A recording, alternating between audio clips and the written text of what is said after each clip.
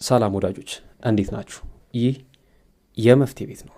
የመፍትሄ ቤት ፖድካስት አዘጋጅና አቅራቢ ጂ ነኝ። ሁላችሁም በያላችሁበት ሰላማችሁ ብዝት ይበል። በዛሬው ዝግጅታችን ጥሩነትሽን ልታሳይ የማይገባቸው ቦታዎች እያልን እንማማራለን። እንደተለመደው ሁላችሁም ቪዲዮን ላይክ፣ አዳዲሶች ቻናላችን ሰብስክራይብ በማድረግ እንጀምር።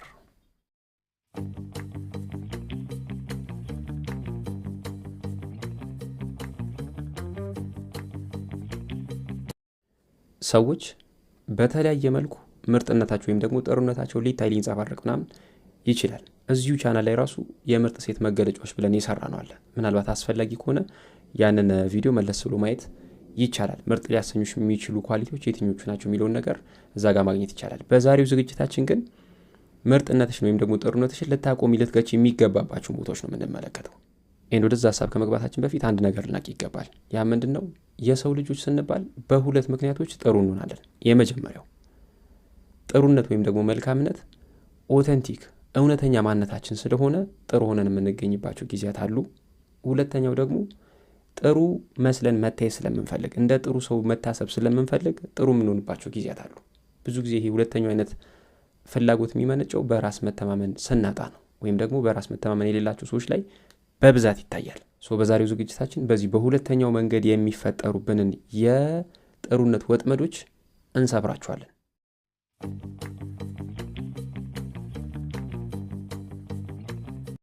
የመጀመሪያው ወዲያው እሺ አትበይ። ይኸውልሽ እዚህ ጋር ለፍቅር የቀረብሽው ልጅ ጠጋ ብለሽ ስትመለከች በብዙ ነገሩ በአእምሮሽ የሳልሽውን አይነት ሰው በአእምሮሽ የሳልሽውን እንዲኖርሽ የምትፈልጊውን አይነት ፍቅረኛ ስለመሰለ እንዲኖርሽ የምትፈልጊውን አይነት ባል ስለሚመስል ኦር ደግሞ ቆንጆ ስለሆነ ኦር ደግሞ ብር ስላለው ኦር ደግሞ ስማርት ስለሆነ ኦር ደግሞ ጨዋ ታዋቂ ስለሆነ ብለሽ ገና በተዋወቃችሁ በ2 ሳምንትና በ1 ወር ጊዜ ውስጥ ከሱ ጋር ምን አይነት ህይወት ሊኖርሽ እንደሚችል ስለማሰብ፣ ልጆች ስለማፍራት፣ ትዳር ስለመመስረት ምናምን ማሰብ የለብሽም።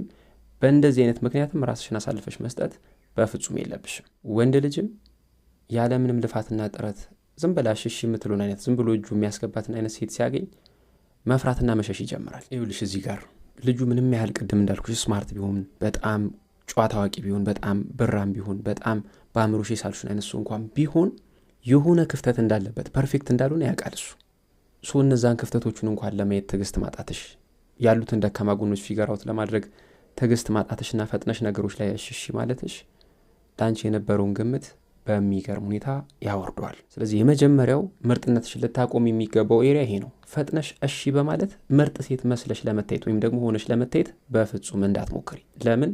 እንደዛ ስለማያስብ፣ እንደዛ ስለማይረዳሽ። እሺ በማለት ወይም ደግሞ ፈጥኖ እሺ በማለት የሚገለጽ ምርጥነት አንቺ ላይ ሊንጸባረቅ አይገባም። ይሄ መጀመሪያው ነው።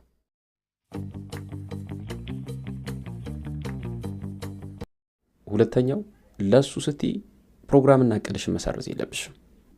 እሱ ፍሪ ሲሆን ብቻ እየደወለ ሊያገኝሽ ሲፈልግ ቀድመሽ ያሻቸውን ፕሮግራሞች ሳይቀር እየሰራሽ የምታገኙ ከሆነ ምናልባት በፈለገው ሰዓት ማግኘቱ ቢያስደስተውም ከዛ በኋላ ግን አይመቸኝም፣ እሱ ሲፈልግሽ አይመቸኝም ወይም ደግሞ አልችልም የማለት መብት እንደሌለሽ እንዲያምን እያደረግሽ እንደሆነ ልታቂ ይገባል።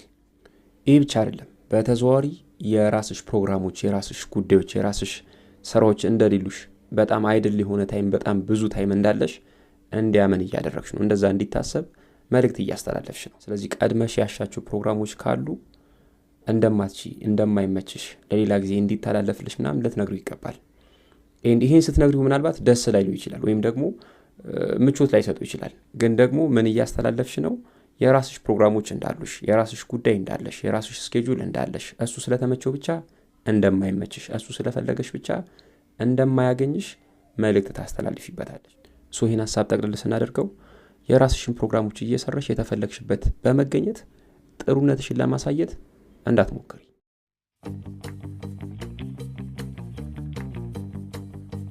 ሶስተኛው ለጾታዊ ግንኙነት እሺ ማለት። እዚህ ቻናል ላይ በጣም በተደጋጋሚ ዲስከስ ካደረግንባቸው ጉዳዮች በእርግጠኝነት አንዱ ይሄ ነው። ሁልጊዜም እንደምልሽ ከጋብቻ በፊት በምንም ምክንያት ለጾታዊ ግንኙነት እሺታሽን መፍቀድ ወይም ደግሞ መስጠት የለብሽም።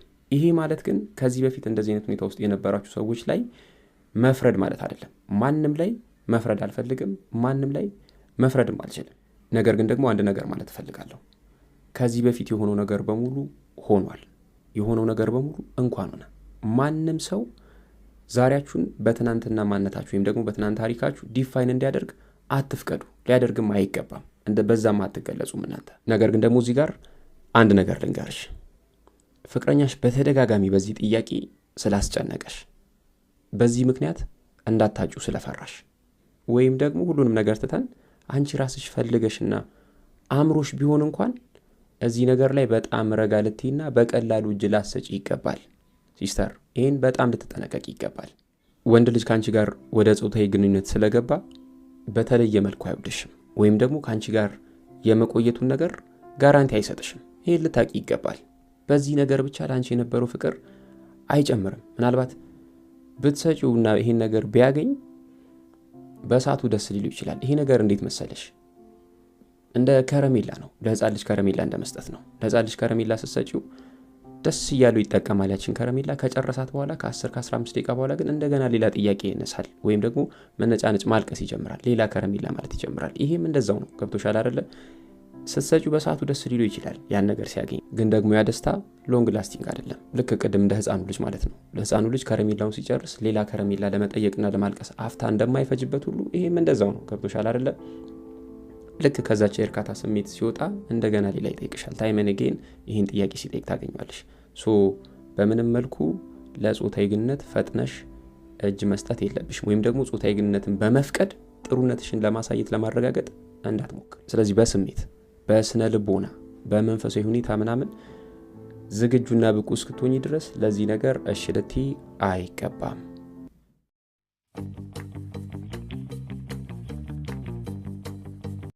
የመጨረሻው አራተኛው የማይገባውን ሁለተኛ እድል አትስጪው። የፍቅር ግንኙነት ውስጥ የፍቅር አጋር እስከተገባው ድረስ ይቅርታ ማድረግም ሁለተኛ እድል መስጠትም ኖርማል ነው። በጣም አስፈላጊ ነገር ነው። የፍቅር ግንኙነት ጸንቶ የሚሄደው ይቅርታ በማድረግ ሁለተኛ እድል በመስጠት ውስጥ ነው። ነገር ግን ደግሞ ይቅርታ የምታደርጊለት ጥሩ ሰው መሆንሽን ለማሳየት ከሆነ ይሄ የይቅርታ ሶናት የሚለው ነገርሽ ይዞሽ ይቅርታ የምታደርጊለት ከሆነ ይሄ የሆነ የተሳሳተ የሳተ ነገር አለው ውስጡ። ስለዚህ በዛ ሴንስ በፍጹም ይቅርታ ልታደርጊም ሁለተኛ እድል ልትሰጪም አይገባም። ሌላው እዚህ ጋር ልታቂ የሚገባው ነገር ይቅርታ ማድረግና ሁለተኛ እድል መስጠት ሁለት የተለያዩ ነገሮች ናቸው።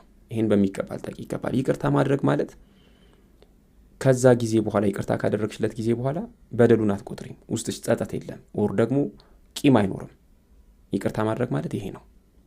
ሁለተኛ እድል መስጠት ማለት ግን ያ ሰው ከዛ በኋላ እንደገና ህይወትሽ ውስጥ ኢንጌጅ እንዲያደርግ ኢንቮልቭ እንዲያደርግ የራሱን አስተዋጽኦች እንደ ድሮ ማድረግ እንዲጀምር እድል መስጠት ማለት ነው። ስለዚህ የሆነ ሰው ሁለተኛ እድል ስትሰጪው ወይም ደግሞ ወደ ህይወትሽ እንዲገባ ፈቃድ ስትሰጪ በጣም ጥንቃቄ ልታደርግ ይገባል። ያስቀመጥሻቸው ስታንዳርዶች ሊኖሩ ይገባል። እነዛን ስታንዳርዶች ሚት ማድረጉን እርግጠኛ ልትሆኝ ይገባል። ይሄንን እርግጠኛ ሳትሆኚ በምንም መልኩ ሁለተኛ እድል ልትሰጪ አይገባም።